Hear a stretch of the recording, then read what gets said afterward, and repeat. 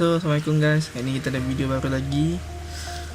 Hari ni untuk review ni dua model ni, Ford F-150 2015 dengan Ford F-150 2017. Aku rasa biar aku gabungkan sekali lah satu video sebab ni model yang sama, cuma design dia berubah sikit je untuk yang 2 tahun ni. So, kita tengok yang 2015 dulu. Tak dulu yang 2017 ni. So, ini dia guna kali biru, ada decal KNN kat tepi dengan atas bonet. Lepas logo Hot Wheels dengan Ford kat bawah. Yang ni dia pakai tayar ada lip gold gold lip So yang ni ada lampu merah dah kat belakang. Tapi ni lepas tu lampu depan ni aku buat penambahan, aku pakai marker. Atau bumbung dia ada cermin ni, bumbung cermin ni. So interior dia kali hitam, atau cermin dia kali biru. So ini tapak dia chrome. Oh, tak ada lah, tak nampak exhaust yang aku nak ni exhaust ni exhaust kat tepi. So ini yang kata GT dia memang agak menarik dah. Yang ni yang jenis sponsors punya KNN. So design dia agak menarik.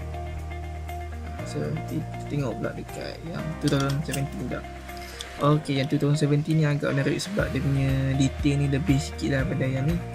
Yang ni detail dia atas bonet ke atas bumbung sampai ke tepi ni, sampai tepi lampu merah ni. So yang ni cermin dia ada satu je, tak macam ni dia dua memanjang ke belakang.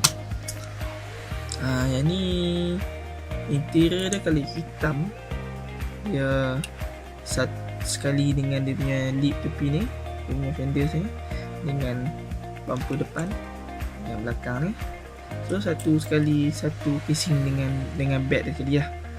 Ni kali hitam yang interior hitam, dia tak macam yang ni. Yang ni dia body dalam je, tepi ni dia punya fender ni kali biru juga, sekali dengan body.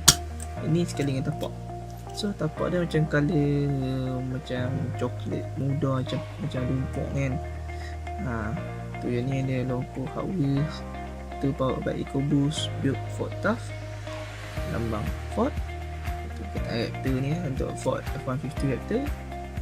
Untuk F-150 lagi atau bonet dia built Ford Tough, tu lambang Raptor. Tayar dah color macam silver tak tayar off-road dia ni kan. So yang ni aku buat penambahan dekat exhaust dia, lambang Ford depan, logo Ford, lampu depan, kita punya exhaust dia color silver. So yang ni dengan ni aku rasa macam tak ada banyak beza sangat, kecuali daripada luaran adalah lebih dia sikit nampak ni dia lebih banyak pakai plastik lah untuk setengah yang parts body dia. Macam yang ni dia tapak dia nampak dia punya tepi ni nampak macam tapak puncak lah orang kata kan.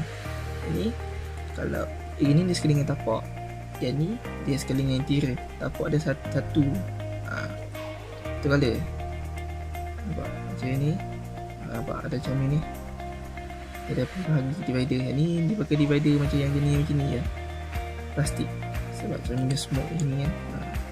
So tak ada beza sangat. Dua ni aku nak kata macam pelanduk dua serupa apa tak, lebih macam sama tapi tak serupa, adik-adik yang sama tapi design yang agak berbeza lah, agak berlainan. So aku rasa yang tu je lah review untuk kali ni. Okay, korang boleh lah komen, like dengan sub untuk channel aku kalau belum lagi. Tiada apa-apa hal, kita jumpa lagi dalam video lain. Okay, bye.